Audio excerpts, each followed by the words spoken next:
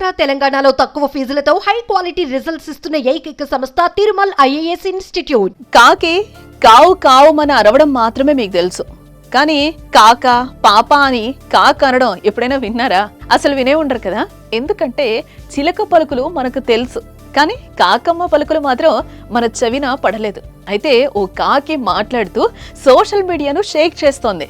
మరి ఇది నిజమేనా? కాకి మాట్లాడడానికి కారణం ఏంటి?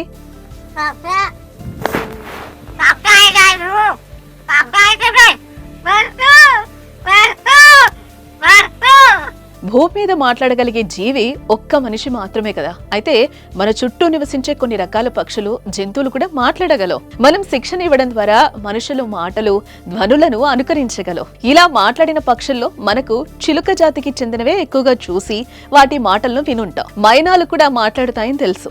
ఇతర పక్షులు మాట్లాడతాయని చెప్తున్నా ఎవరికీ ఆ విషయం పెద్దగా తెలీదు, పెద్దగా విని కూడా ఉండరు కూడా. అయితే మహారాష్ట్రలో ఇప్పుడు ఓ కాకి హాట్ టాపిక్ గా మారిందని చెప్పుకోవచ్చు.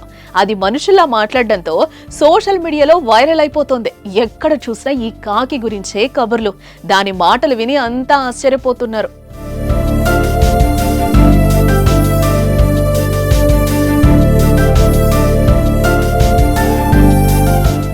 ఇలా కాకి మాట్లాడుతుందంటే ఎవ్వరు నమ్మడం లేదు. సోషల్ మీడియాలో చూసి ఎడిటింగ్ అని కొందరు, డబ్బింగ్ అని మరికొందరు కొట్టిపారేస్తున్నారు. కానీ ఆ కాకి నిజంగానే కొన్ని మాటలు మాట్లాడుతుందట. ఆ విషయాన్ని స్వయంగా దానిని పెంచిన ఆ ఇంటివారే చెప్తున్నారు. మరి 3 సంవత్సరాల క్రితం గుర్గావ్కు చెందిన ముఖానే అనే ఆవిడకు తన తోటలో ఓ గాయపడిన కాకి కనిపించింది.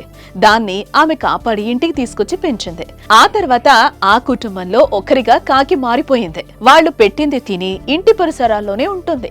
అయితే గత నెల రోజులుగా వారు మాట్లాడుతున్న మాటలను అనుసరించడం, అలాగే పలకడం, వారిని పిలవడం చూసి షాక్ అవుతున్నారు.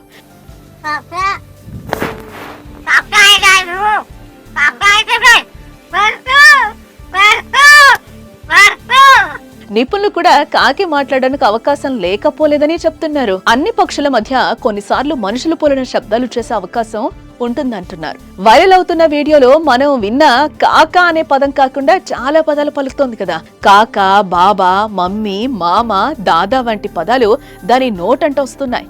ఇక ఈ కాకి మాటల వీడియోలు వైరల్ అవ్వడంతో ఈ వింత కాకిని చూసేందుకు చుట్టుపక్కల గ్రామాల ప్రజలు తరలిస్తున్నారు. खोटा तूच रे तू खोकला कसा काय झाला?